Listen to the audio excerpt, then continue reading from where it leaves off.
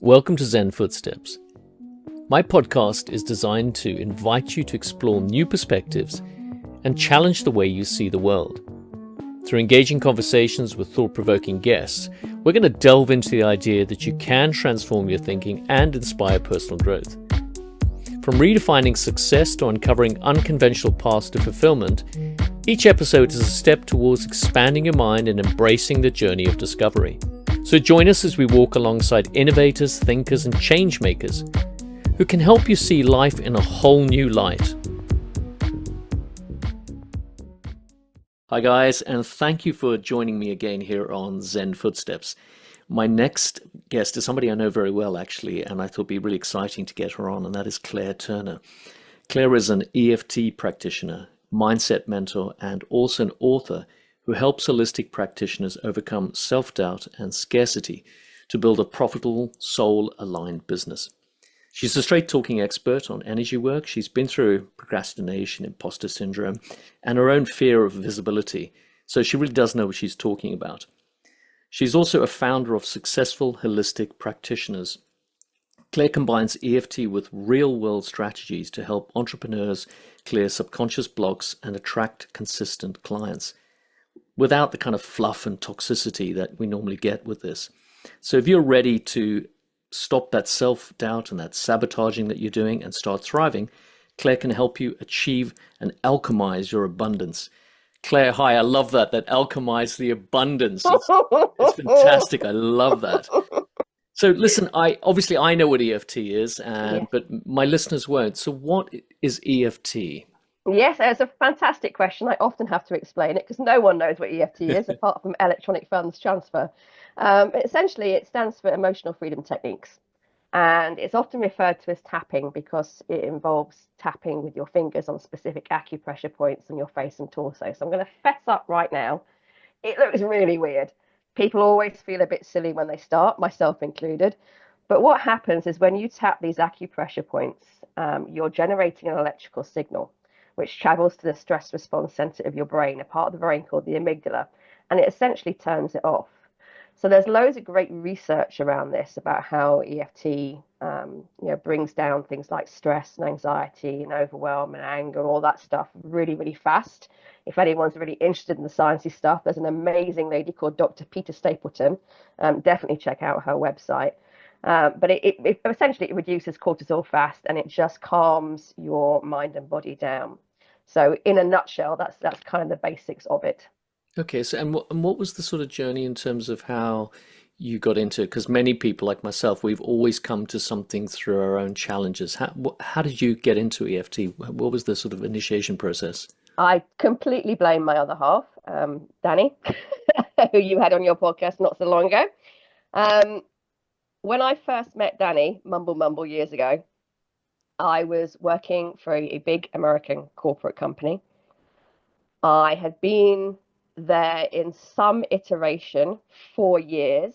There'd been mergers and takeovers, and I found myself in a position that I didn't love. I didn't even like it. I just kind of, when you just float to the surface. It's not always cream that rises. But I was in this position where I didn't like what I was doing. And so I was spent my time incredibly stressed. And one day, Danny just came up to me and he said, do you know how stressed you are? These days, he'd just say, you're being a right moody cow, get over it. But we were new back then. There was still love in the air. And I hadn't, because I was waking up stressed. I was going to work stressed. I was coming home stressed. My default was just stressed. And I just couldn't see that I was in that sort of stress soup, so to speak. And so he pointed me in the direction of YouTube, and specifically a chap called Brad Yates, who we love. We love you, Brad. Anyone who's watching, interested in EFT, definitely check out Brad Yates' YouTube channel. He's got loads of tap along videos, as have I. But I remember watching this video about EFT and what it was and how it worked. And I sat on the sofa watching this video going, well, can I swear? Is that all right? Yeah, go on, go for it. Go for it. Just come on. What a load of bollocks. what a load of bollocks this is. It looked so weird. I was like, there's no way this can work. But I gave it a go. I would sit in my car at lunchtime and I would play Brad Yates's tap along videos and I would tap along with them. And I would go back in a different person. I noticed that my stress levels were really starting to come down. I was much more joyful to be around than I had been previously. But what I hadn't realized about EFT was it doesn't just work on the emotional side, it also finds and releases the limiting beliefs that keep you stuck in the first place, which is then causing all the stress. So, a big story that I was telling myself was that I wanted to leave the job I was in, but I couldn't because it was a very specific role um, that I couldn't transfer anywhere else. I could, and I wouldn't get paid the same amount of money I did when I did leave. Um, but as I was tapping, that was getting worked on because it was what was going through my mind without me even realizing. And not long after I started tapping at lunchtimes, my world shifted quite without me meaning it to. We opened up a chiropractic office. Uh, there was the Chiropractic Association, who Danny belonged to, who moved in 5 doors down the corridor. They needed someone to start working with them. I was looking for a job. They were offering similar pay. And 5 days later, I had a brand new job. So from starting tapping to stepping into a brand new job with something that I enjoyed with the same amount of pay. So everything I told myself I couldn't have, probably a couple of months, three Wow. months maybe, very, very fast because I was clearing the energetic blocks. There was nothing in my way except me. It was like I had blinkers on and I couldn't see anything. And one of the things that EFT does is it just takes the blinkers off. So the opportunity was always there, just that I hadn't seen it. And even if I had seen it, I couldn't have let it in. So that was my rather phenomenal introduction to EFT. So I mean that's pretty amazing. And do you think that imposter syndrome, do you think all of those things come from childhood? Do you think they're layered? Yeah, yeah, probably. Most things tend to come from childhood, particularly from school. I think when we first start school is when we first start to become aware that other people are, I guess, judging us. What we do has an impact and can make people think certain things. And funnily enough, I was on a live this morning and I was recording some videos as I was out on a walk, and I was talking about um, some memories that I had from when I was a kiddie and how they impact. And one particularly was about Father Christmas. So spoiler, spoiler. Kids, If your stop kids are listening. watching, move them away, move them away. um, but my parents told me the lie that everyone's parents tell them, which is Father Christmas is real. And they were really good at it. It took me far too long to work out that he wasn't. And I can remember when I found the presents in their bedroom and the sort of, the gut punch, the a stab through the heart when you realize that it wasn't true and there wasn't all that magic. But that was a lie. It was a lovely lie. I know why they told it to me. It made something very magical. But there are other lies that we get told, probably without parents even meaning to. Most people, well, everyone's just doing the best they can. But if you're a parent and you're having a bad day and your kid's going on, you will say stuff, and it might be a lie, but the kid takes it in. They they believe it because why would parents lie to you? For the longest time, I believed every word that came out of my parents' mouths. Why would I doubt it? And so you carry that with you, whether you realize it or not. And then we grow up and we get our rational, logical adult brains, and we start to wonder why we have these behaviors. We might even beat ourselves up about it. Why can't I just get myself out there? Why am I so afraid of being visible? Why am I procrastinating on this? I should just be able to do it. But we have this narrative running in the background, this story that started somewhere. someone told it to us or we inferred it.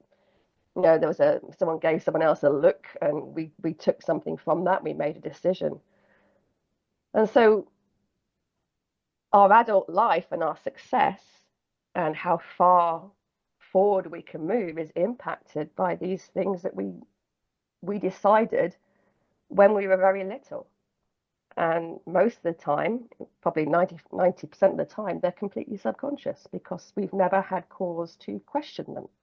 We've never had Very, cause to doubt them. yeah, they're very powerful. I don't know if I mentioned this in another podcast, but basically it was about how even, we call them white lies. The parents Mm, aren't doing them to be destructive, but things like if you're a good girl, you can have a dessert, that kind of stuff. Or if you're good, you can have a sweet. So we yeah, hit times that are hard, and guess what we do? We go to our default to feel good, which is to reach for the sugar, yeah, and yeah, then or we do things like we lose weight, and if we lose weight, the weight represents a protection for us, a barrier for us, and there's so many challenges.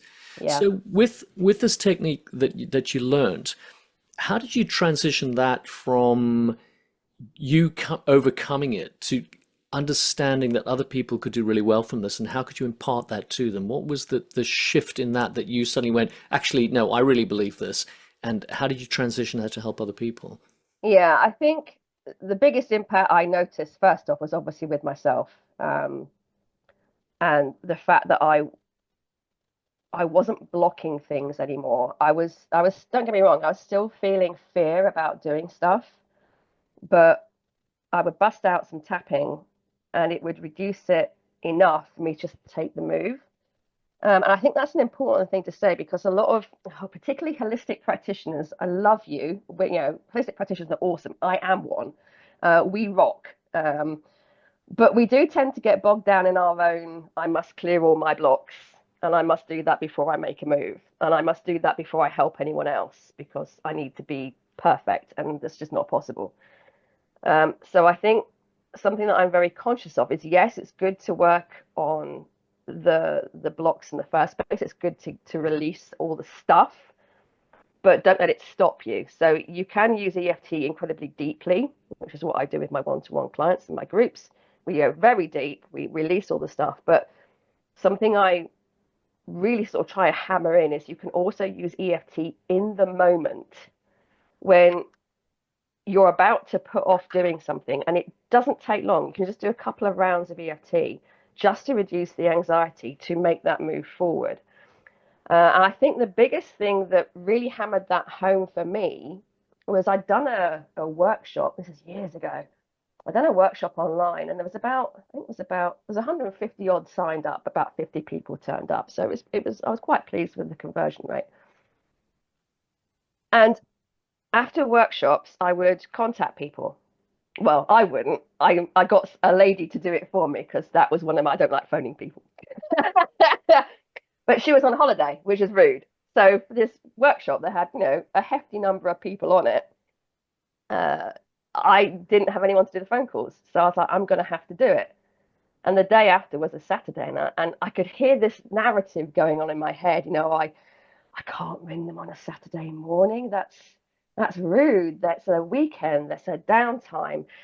Maybe I should just text them, or even better, maybe I could do like a blanket blind CC email. That's going to save so much time, and then I'm not bothering people. And I could hear myself talking myself out of it. And I just did like, I think it was about 90 seconds of tapping. Literally, I don't want to do it. I don't want to do it. Please don't make me do it. They're going to hate me. It's going to be awful. They're going to hang up on me. I just got it all out there. And after about 90 seconds, my inner voice went from, oh, I can't phone anyone to, well, you just phone them. Just pick the phone up. So I did. And the first call resulted in a 2K sale. If Wow. I hadn't used 90 seconds worth of EFT in that moment, I would probably have wimped, well, I would have wimped out. I would have sent a text or an email, and I would probably not have got that 2K sale as a result. So there's a real world impact on being able to just use it in the moment. Um, and doing what I do, and particularly when I first started, I got really into like the retreats and going on. We did a lot of women in chiropractic type stuff. because my other half's a chiropractor. And there was one particular retreat that I can remember, and this is what really kind of hammered it home for me that this was an issue for more people than I realized. Because I don't know about you, but I tend to think my issues are mine and mine alone, and no one else has it as, oh, woe is me, pity party for one, and no one else can possibly, and you feel very alone with it as a result. But we did this like circle, this one retreat, and there was a lot of, quite frankly, intimidating women. They were very successful, or they appeared to be. They looked like they had it all together. A lot of them were doctors of chiropractic, so they were not, they weren't stupid. And every single share, in some way, shape, or form, was about how they felt like an imposter, Wow. how they felt not good enough. Almost, I think, probably without doubt, every single one. And I can remember coming away from that particular circle in the evening when I got to bed and just thinking, this is a problem. This is a real problem. I Because think if I think they're, especially I think especially with women that have gone into what was traditionally kind of a man's world of business, mm, and having to almost be outside externally this kind of tough and I'm in control. I think imposter syndrome is, you know, it's very, very common. And there's a good friend of ours, Claire. She's written books on the imposter syndrome. She's really she's incredible. She has a huge, huge following and a very successful business helping people, especially women with imposter syndrome. And I myself had, I've had imposter syndrome, but again, it comes from that the thoughts. I heard this lovely thing, which is this. There's a student that runs up to this master and says, "Master, I've got these thoughts, and I think I've got to do this, and I'm worried about this, and I'm worried about that." And the master says, "Let's just go for a little walk, shall we?" Anyways, he takes him out for a walk, and on the walk, he points to a plant. And he goes, "What's that?" And the student says, "Well, that's belladonna. If you eat the leaves of the belladonna plant, it'll kill you." And the master says, "But it won't kill you if you look at it." beautiful. I like it. And it reminds me of our thoughts and how they Yeah. they sabotage. So is there with EFT, is there like a pattern that you do, or is it different for different people? Yeah, I mean, I learned, I guess what's technically called clinical EFT. So I tap in a specific way and I tap in a specific order. The reality is, it doesn't really matter if we're going to be completely honest about it. EFT is kind of broken into two parts, and the technique of EFT itself, like the mechanics of it, are just so simple, it's ridiculous. But you've got two parts. You've got the setup statement, and then you've got a round. And the setup statement starts by tapping the side of your hand, and it can be either hand, it can be both hands together at that outside fleshy edge. It's often called the karate chop point, although apparently that's not PC anymore. But it is literally where you karate chop someone. And as you tap that point, you say a statement, and the statement starts even though. And then you say whatever the challenge or the emotion that you don't want to be feeling is. So to give a very broad example, even though I feel really stressed and anxious about going into work tomorrow. And then you follow it up the positive. I deeply and completely accept myself, which sounds a bit bonkers. Why would you do a negative followed by a positive? But I'm sure you've heard the term what you resist persists, which is absolutely true, isn't it? The more we resist something, the more it tends to linger. True.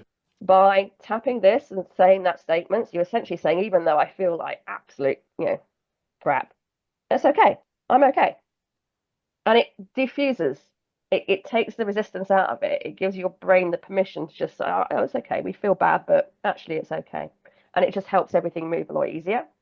And you say that 3 times. And then you move into the round. And the round starts with your eyebrow point, which is where your eyebrow begins at the top of your nose.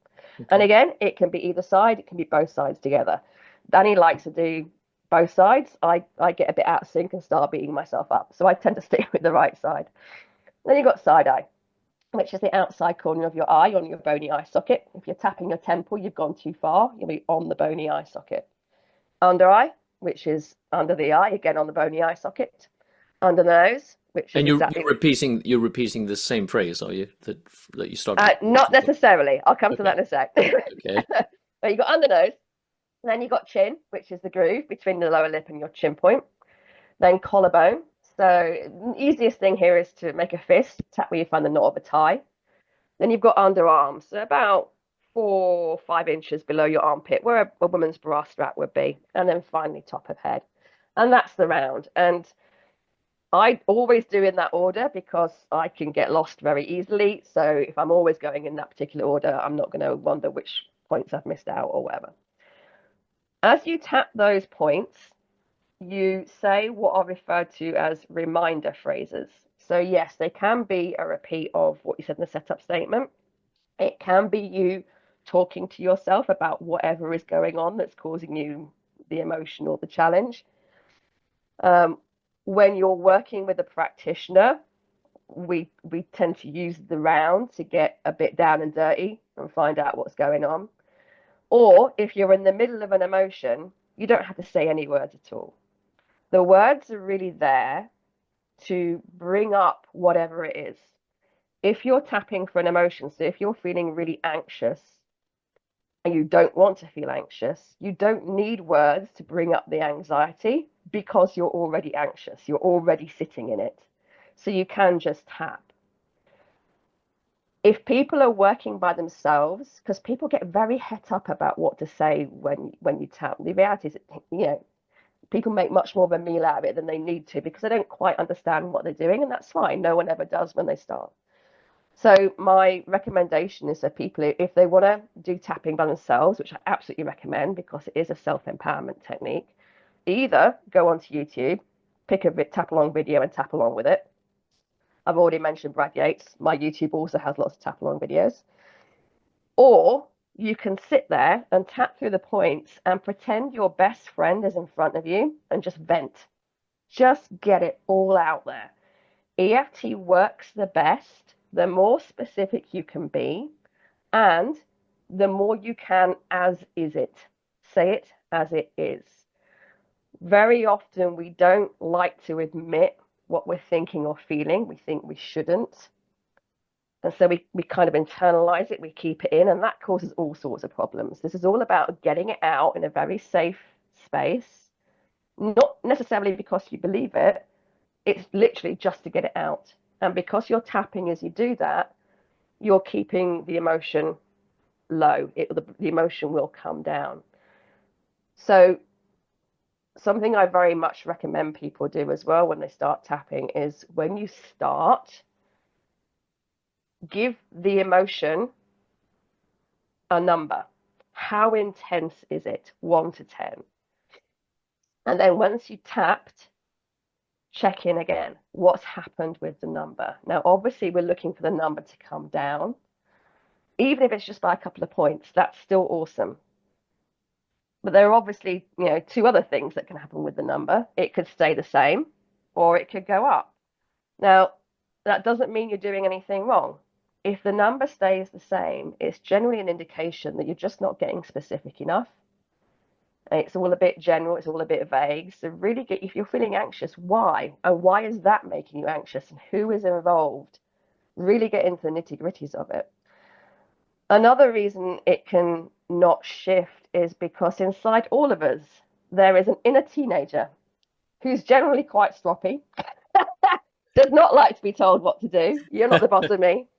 And so there's a part that just won't let it go. I won't let this go. And that's where the as-ising comes in. I won't let this go. Just tap through the points. I won't let this go. You can't make me. I refuse to. And that kind of appeases that inner teenager and then allows things to shift a little bit. Now, if the number goes up, again, you haven't done anything wrong. This is the time to get really curious. What did you do, say, or think about that caused that spike in intensity? Now, what I normally find here, particularly working with groups, because we'll do this, we'll do a number, we'll do some tapping, and then we'll check in who's gone down, who say the same, who's gone up.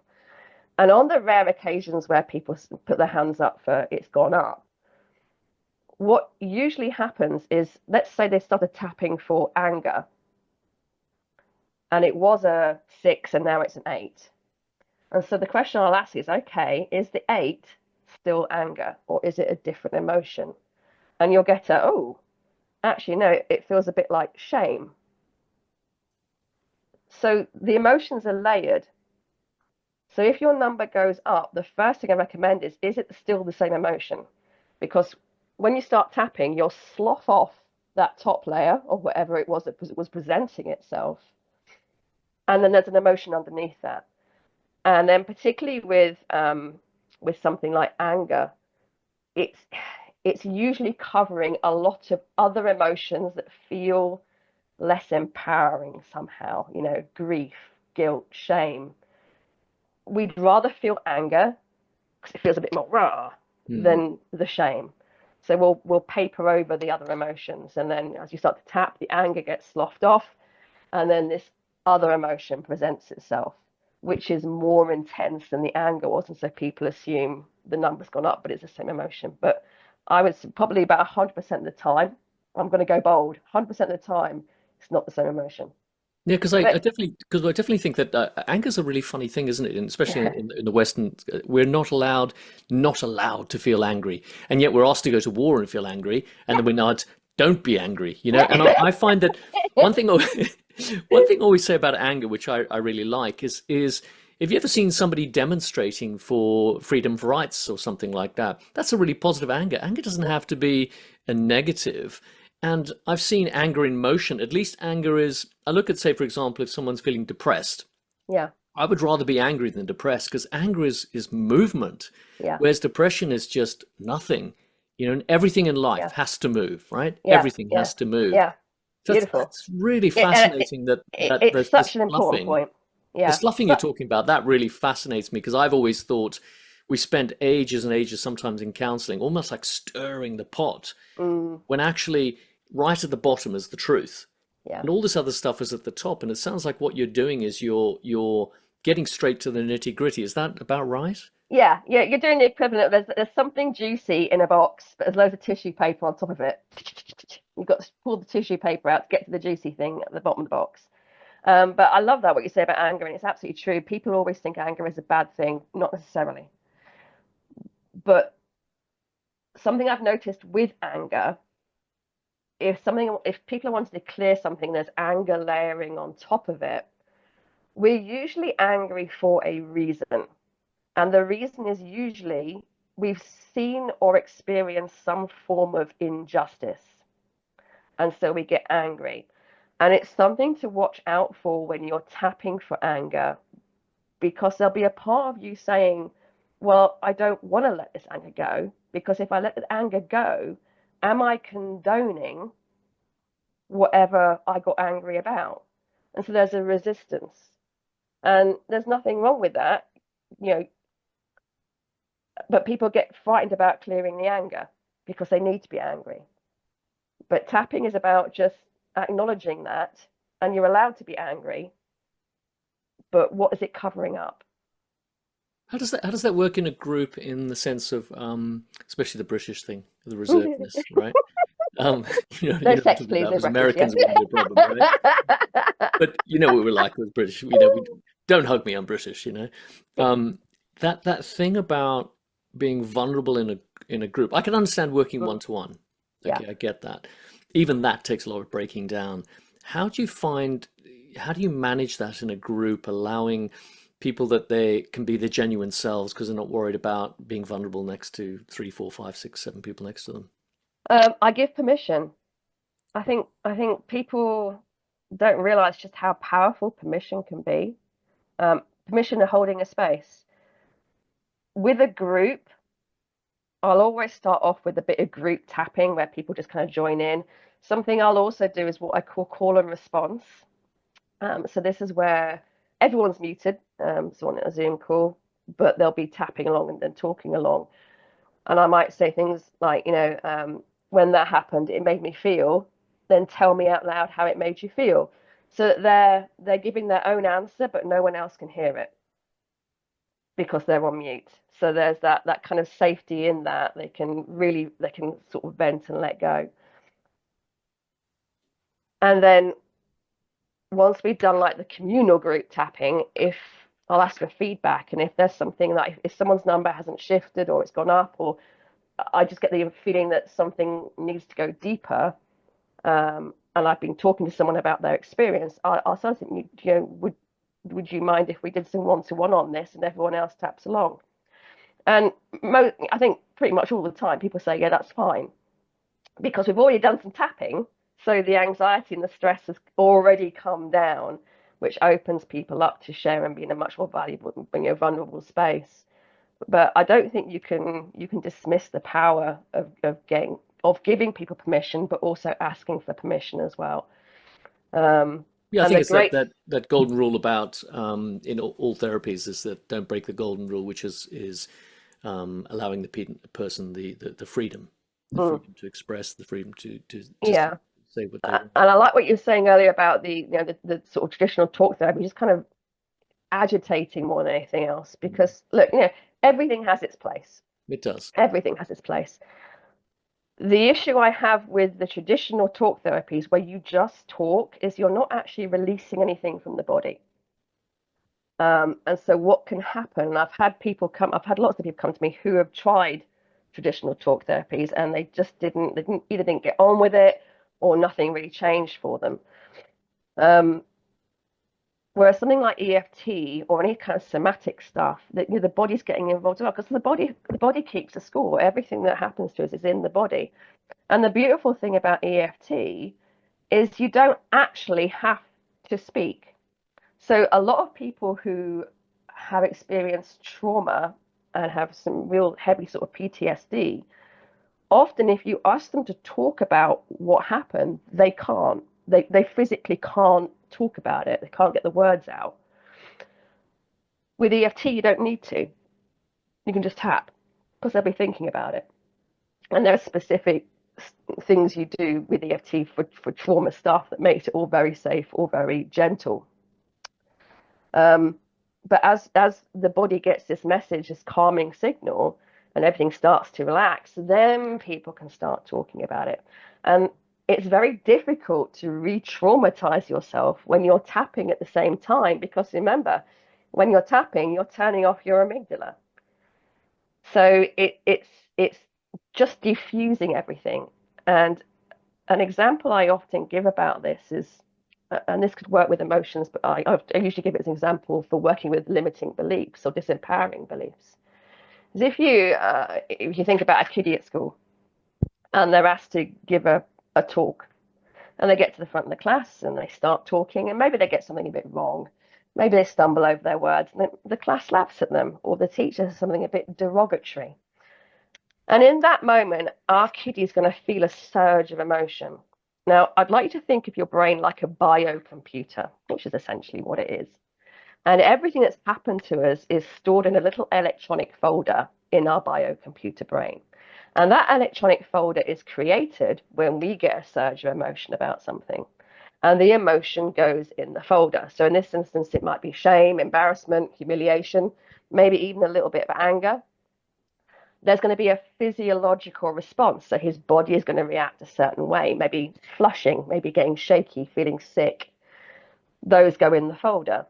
His brain is going to take a snapshot or a movie of what's going on. And in this particular example, it's probably a soundtrack because there's some laughter. That goes in the folder. And then the final thing to go in the folder is, in that moment, our kiddie is going to make a decision about himself or about the world in general. And that decision in this instance might be something on the lines of, I'm no good at public speaking, or public speaking isn't safe, which is bonkers because we all love public speaking. And so all these things go in the folder. And I don't know about you, but I love to be right. I'll go out of my way to prove myself right. So when we create this folder, we've made this decision, our brain goes, this is important. And it looks out for things to reinforce the decision. Yes, you made the right decision. And because you are looking for that stuff, you're going to find it. And that reinforces the decision you make. Or if you hear someone in a position of authority, say something over and over, it reinforces. And so it turns that decision into a belief. And as you just said, beliefs are very, very powerful. People will kill for their beliefs, they'll die for their beliefs, but they are just beliefs.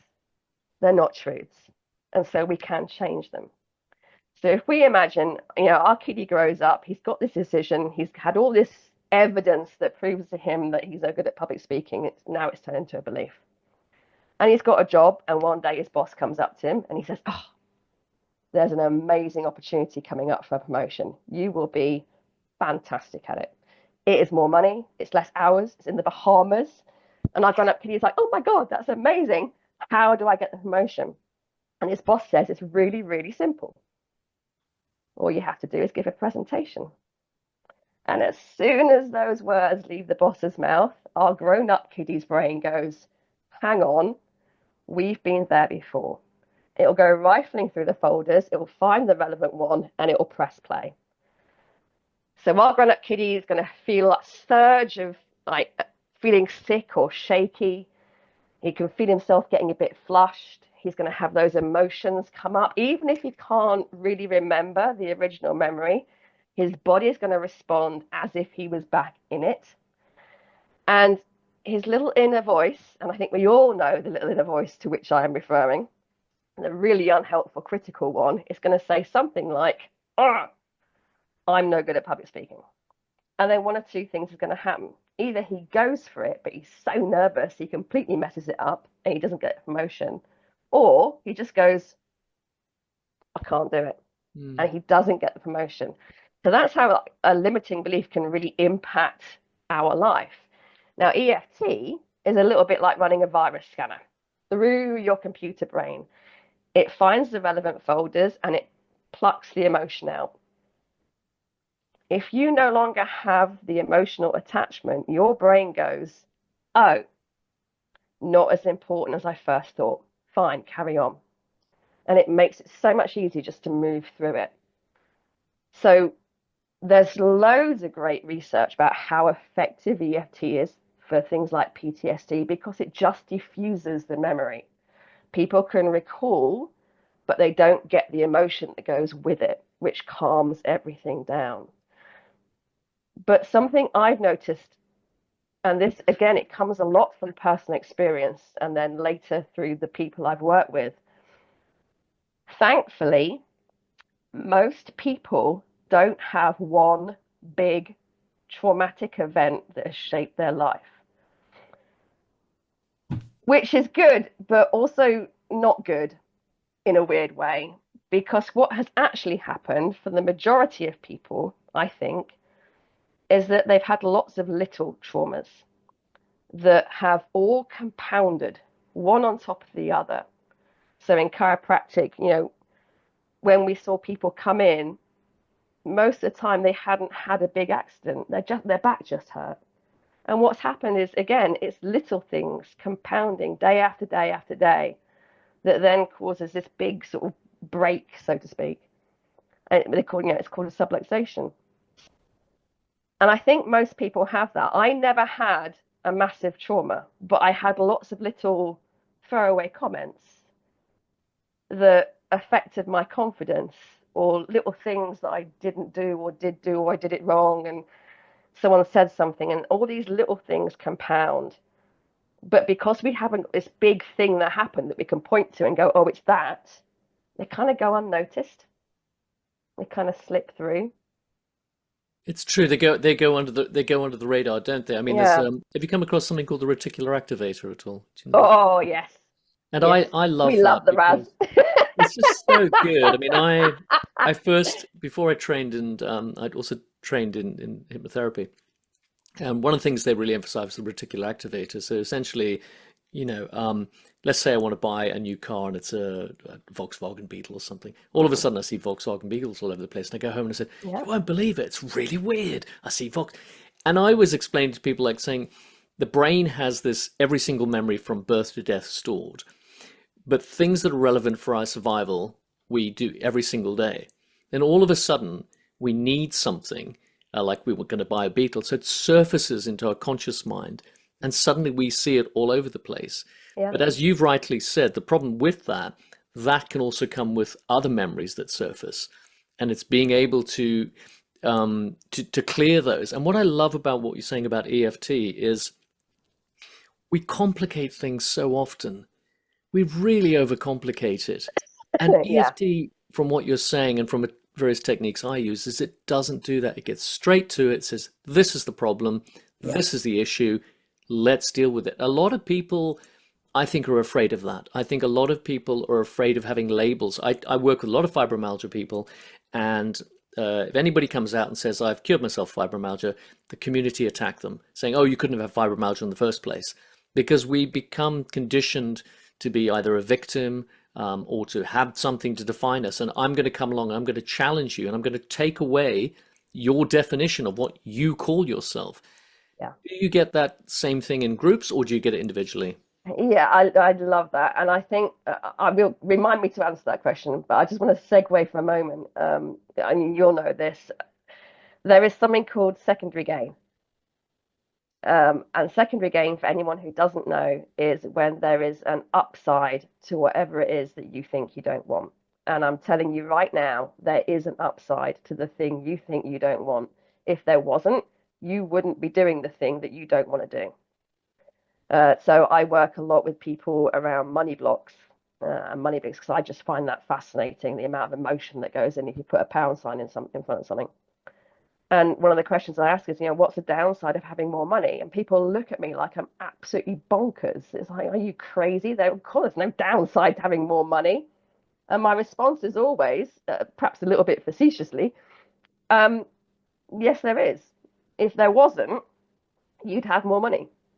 But your subconscious has spotted something that it thinks is dangerous about having more money. So it's blocking you.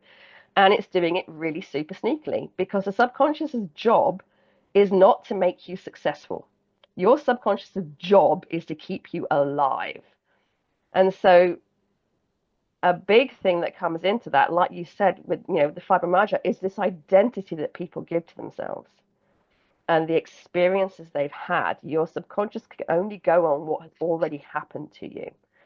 Um, and so if you have struggled for a lot of your life with this sort of scarcity mindset, there's not enough of something, which is my own personal favorite.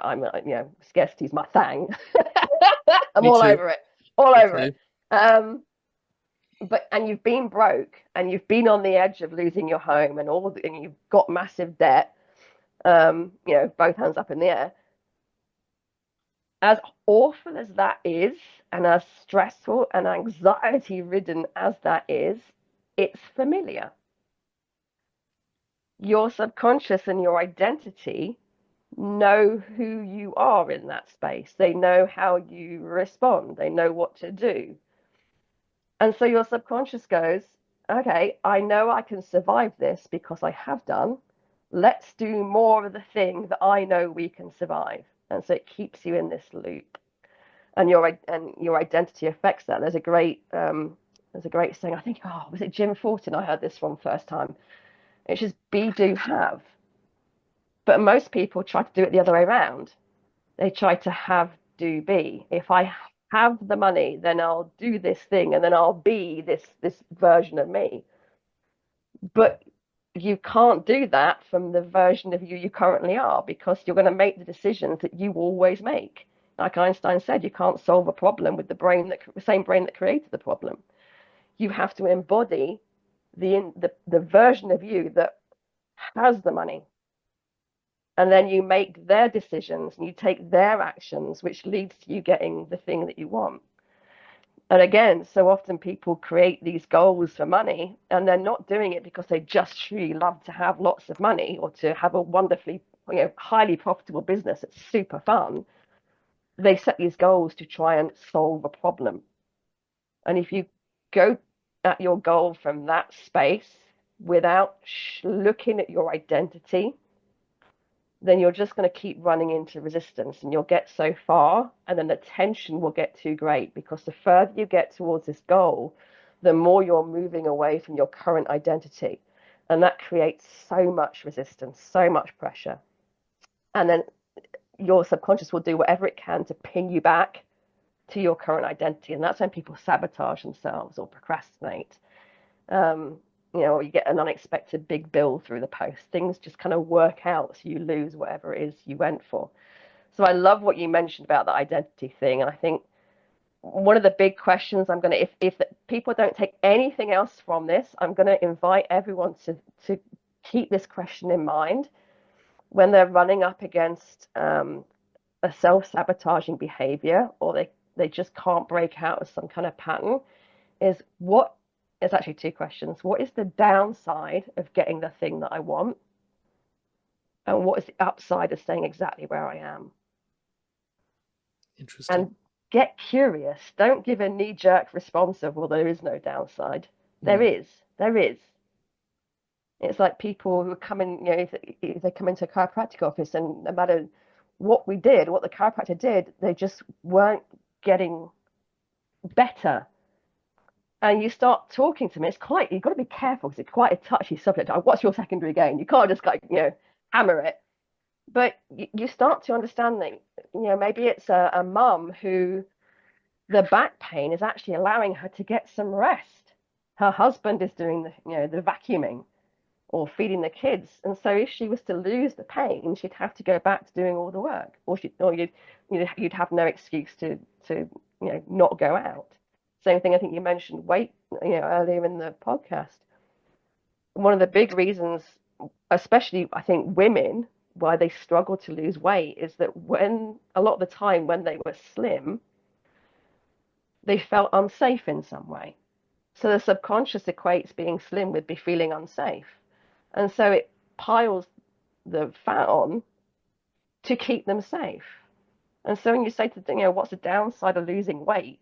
Again, they'll look at you like you're bonkers. But the downside to losing weight is I'm going to get slim and I'm going to get unwanted attention. I And so see. I see they this. get Yeah, hijacked. I've got a friend exactly the same, and she had some trauma as a child, and got a lot of attention. Yeah, Put on weight, and then started working with the emotion of that and the weight. It was like the weight was an armor. It was like yeah, her exact words were something. If I'm unattractive, they'll leave me alone yeah, because they won't find me attractive. And the one thing I find that's fascinating within probably in the complementary as well is when people start getting into the end of the world mm, and they talk about the end of the world. Oh, did you hear this? As a, right now, I don't know if you know, there's some thing that's meant to hit the moon, some comet or something like that. But when you look into the reality of that comet actually hitting the moon, it's probably small or something. But what I've discovered from that is that a lot of people are unhappy. But if mm, they can say something's going to happen to destroy the earth, ultimately it's their get out because they're not killing themselves, it's happened to them, right? yes, And yes, that's what I've realized with people like that is like once you start actually being happy and finding out what your true kind of calling or your purpose and whatever, all of a sudden the last thing you want to do is the world to end. And actually you want it to last forever and ever and ever, right? yeah, And so I realized that I used to be that person. I put my hands up to it, conspiracy stuff, all of that kind of stuff. And I stopped one day and I thought, this is just not healthy. And how true actually is that? There's a, I don't know if you've heard of cascading, but essentially cascading is you ask the person, what's so bad about that? And then whatever it is, they tell you, and you go, what's so bad about that? They tell you, and you yeah, go and go. When you get to the point when you go, what's so bad about that? And they can't answer, that's the problem because they yes, can't articulate, because that's the real problem. But the problem with, I suppose, in some degree, conventional sort of therapies we talk about is you've got to get through that, and it takes ages and ages and ages and ages. So, for example, if you go and you've had something happen in your childhood, and you go to a different counselor, they focus in on that. That becomes the yeah, thing, and it yeah, almost it's quite boring after a while. When yeah, I've had counseling, it's like that. It's like, okay, look, I don't want to talk about this because I've dealt with this. Can we get on with this? And the other thing too, as well, I find as well is that when I've had counseling, one of the things I said to my counselor the first time I met this woman was, you're going to have to challenge me because I'm not stupid. I said, if you start doing reflective counseling, so it's not going to work. So when you start saying to me, so what you're saying is, no, please don't do that. Please don't do that because I'm out of here, right? So yeah, I like to be challenged, but yeah, that's the difficulty. Some people don't like to be challenged, right? yeah. And that's the beauty when you're using EFT as part of the technique. They might not like to be challenged, but because they're tapping, everything diffuses. Very, You can sneak stuff in. very. It's very. I mean, it's very. That's what I love about it. And so, How did? I mean, did somebody sort of just come up with this, or was this based on acupuncture? Where did it come from? It is derived. If you go all the way back, it's actually it's got its origins with um, a guy in America is in California. I'm terrible with names. Another story I tell myself, so I'm not going to try and remember names. But he had a big fascination with traditional talk therapy, so the Western talk therapy, which is what he did. But he was also fascinated by acupuncture and the Eastern techniques. And he had a client who was called Mary, who had a huge phobia of water. And it was so bad she couldn't even sit in the bathtub of with like an inch of water in. And the best he'd been able to do with the traditional talk therapy was to have her sit close-ish to his swimming pool. We're in California, there's a swimming pool, but she couldn't face it. She had to sit with her back to it. And then one day he was talking to her about this fear of water, and she just happened to mention that when she thought about water, she got this knot in her stomach. She got this pain in her stomach, and he's that's interesting. And on a whim, he just had her tap under her eye, which is the acupressure point in the stomach, and they just carried on talking about water and her fear of it. And after a little while, she looked up and said, "Oh, it's gone." And he said, "Well, what's gone?" Thinking she meant the knot in her stomach. And she went, "The fear. I can't feel the fear anymore." And legend has it, with that, she jumped up and she ran out to the swimming pool. And he's like, "Oh, don't jump in." And she's like, "Oh, no, I'm not going to jump in." But she started splashing water on her face. I thought you were going to say she forgot to say that she couldn't swim, but Yeah, yeah. The end. at the end of tapping of the technique. And so this guy whose name I can't remember, he thought that's really interesting. So he started using it with other clients, and he would concoct different recipes for different issues. So as you can imagine, it got real complicated real fast because we're human, we tend to have lots of issues going on.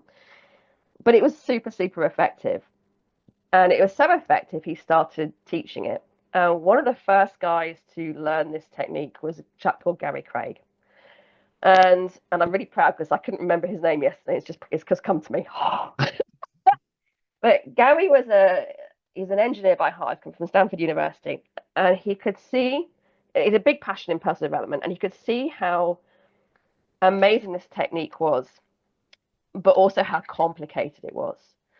And he set about simplifying it with his engineering brain. And he boiled all the different recipes down to the points that I went through at the beginning. And he found that just tapping those points worked just as well as, if not better than, all the different concoctions of points. And so he called that EFT. Right. So it'd been thought field therapy before, so TFT. We love our acronyms, but so he called that EFT. And then he started teaching that. So that's kind of where it came from. But if you go further back, it's kind of got its roots in chiropractic and kinesiology. It's just been kind of warped a little bit and grown into what it is today. Because it's quite clever in a way. When I was looking before I came on, I did some research into it, in the sense that no, I passed. Flying colours. Yeah. Yes, absolutely, top of the class. Making it up. Going back to that childhood memory. One of the things I realized is, of course, is that let's say, for example, I put an acupuncture needle into a patient. It's a very specific point and very exact. I do dry needling, so it's not acupuncture, but it's to release the muscle. Is that I suppose with EFT, you're tapping the point, like you said, say stomach, but it's it's quite a wide area, but because you're using two fingers, you're going to get it, right? You're not going to miss that point. Essentially, is that right? Yeah, and that's what makes it such a forgiving technique, if you like, in terms of the practicalities. There's, whether you're chucking a needle in or you're tapping, what you're looking for is some kind of stimulus. And so the beauty of the tapping is, you don't actually need to be on the exact point, because the vibration of the tap will travel through, and it'll do the job. And when I was talking earlier about the route that I follow, eyebrow all the way around up to top of head, the reality is it doesn't actually matter which order you go in. And the beauty of it is you will usually find that there's one point that just feels more powerful than all the other points. Now, for me, it's my collarbone. So if I don't want to look like a complete lunatic, which doesn't usually bother me, I'm a bit of a shameless tapper.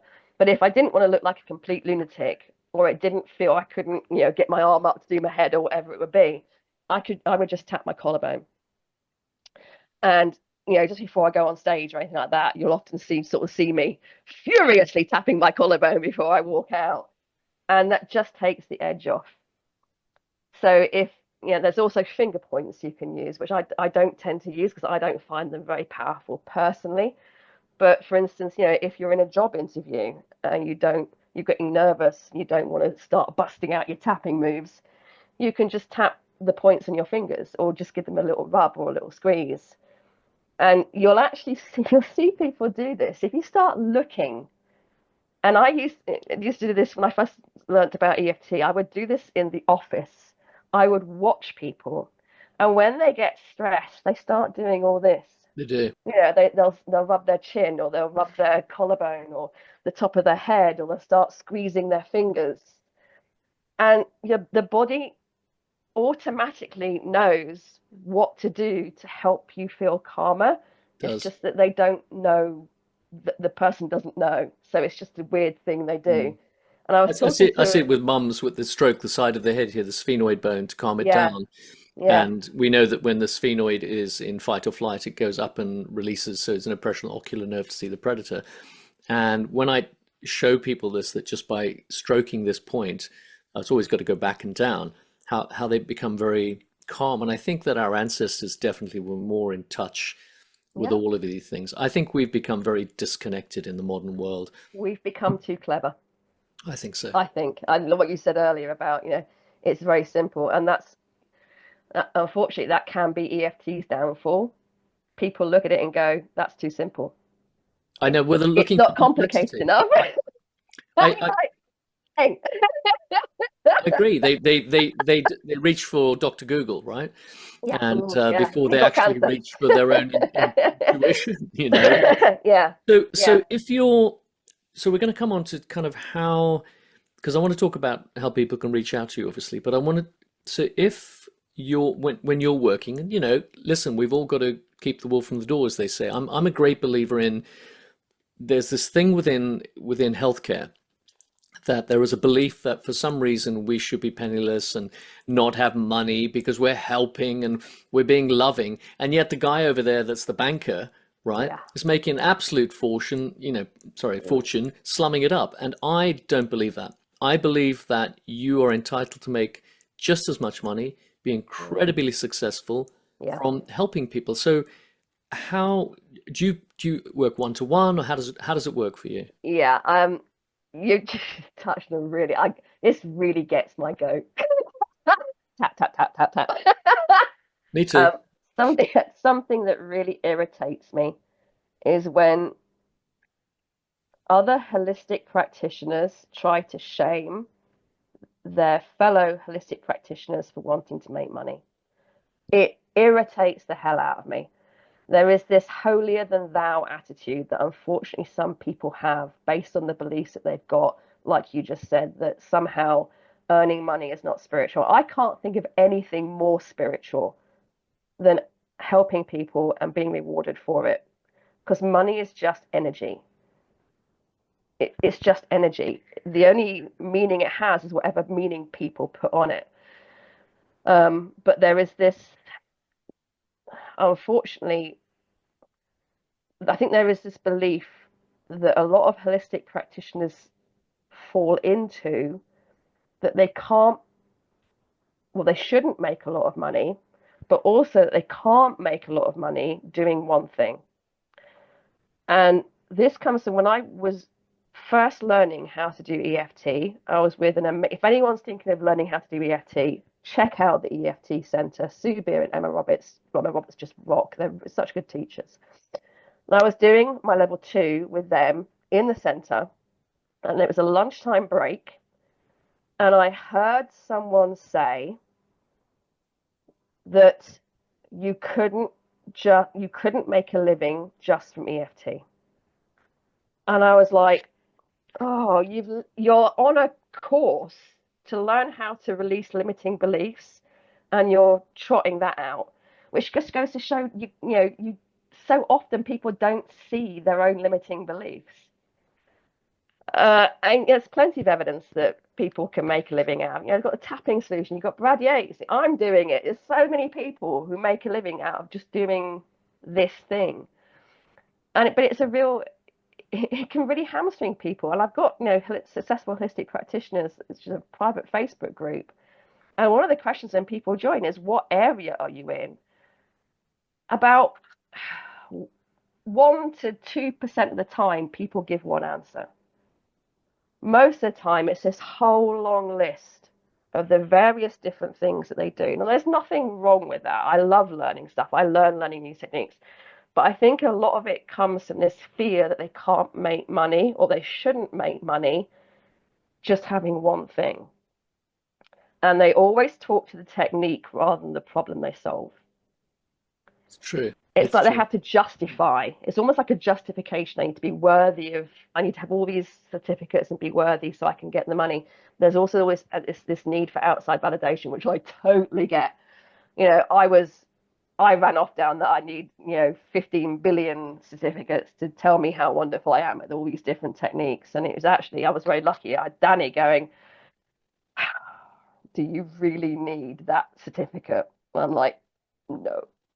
But I was hiding behind it, because if I allowed myself to think that I could actually make money, I would have to go out and make money. I would have to be visible. I would have to sell, which is such a naughty word for so many people. It's just like, ugh.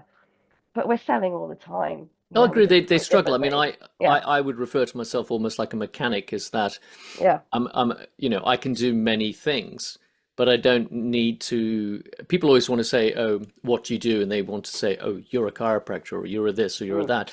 Actually, I just say I'm in healthcare, because there's many ways to skin a cat, as the weird expression. With love.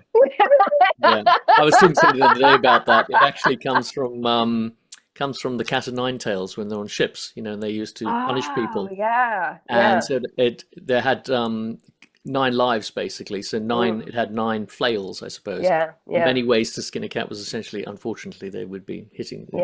Anyway, we digress. We're a lovely group, aren't we? On that one, I tell you.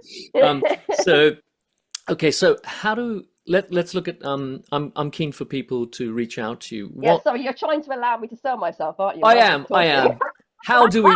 How do we do that? How do we reach out to you? How do we work one-to-one with you? Tell me how do we do? So I would suggest probably the first port of call, the easiest port of call, would be to find me on Instagram at Claire Turner EFT. Okay. UK. Claire Turner EFT UK. Yeah. Okay. Everything in Claire, CLAIRE. Good. Thank you for that. Other ways. Great. When you join, anyone who follows me on Instagram, I'll always drop them a message, and it is me. It's not a bot. Okay. And if they're in the holistic practitioner field, I'll invite them to my Facebook group, the Successful Holistic Practitioners group, which again is a free group. Yeah. I give all sorts of stuff in there about how you can, grow your confidence, ditch your self-doubt, make money, all that, get rid of all the blocks that is getting in the way. And then there's the YouTube channel, which again is imaginatively entitled Claire Turner EFT. So those are probably the sort of best ways. If anyone wanted to reach out via email, it's info@claire-turner.com. Okay, that's what I'm interested in, because I mean, I don't really have I've got Instagram, don't use it, don't use Facebook. You're a TikToker, aren't you? I'm a TikToker. Yeah. That's a dark art. I don't know. I'm a TikTok tart. I like it. TikTok tart. TTT. Okay, so we have a closing tradition here. I'm sure you're aware of, we're going to ask you, each guest before they go, we say, what is your favorite quote? But I want to know why it's your favorite quote. I mean, I've got so many. One that does spring to mind is that the universe will send you people and circumstances to show you where you can heal. And I think I first heard that. I'm not sure if it's his, but I think I first heard it from a chap called Peter Crone, who I think goes by the term the mind architect. I think he's just a fascinating dude. But essentially, it's based on, he's talking about triggers. People tend to think triggers are a bad thing because you get triggered, you get this emotional response. But actually, what a gift. What a gift you've just been given. Something has triggered you. That's what requires some looking at. It's literally showing you what you can work on. True. I mean, I had something recently happen to me and created a reaction in me with one of my family members, and my wife, in her infinite wisdom, gently stroked my ego by telling me, darling, sometimes what triggers in us or we don't like in somebody else is something we need to look at within ourselves. Yeah. And it is true. And I came away from it thinking, you know what? It is right. I'm gonna work on that. And Yeah. we always want the good gifts, right? Yeah. Sometimes the tough gifts are the hard ones, right?